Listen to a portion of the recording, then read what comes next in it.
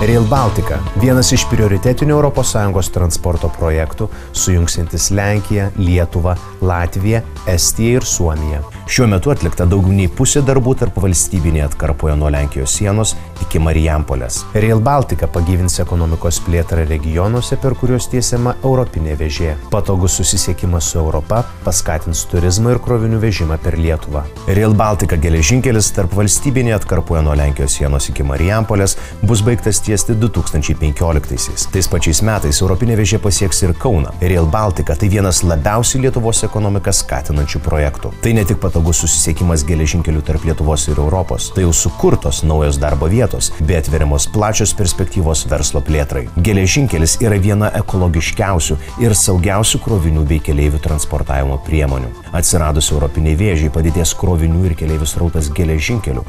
Rail Baltica projektą bendrai finansuoja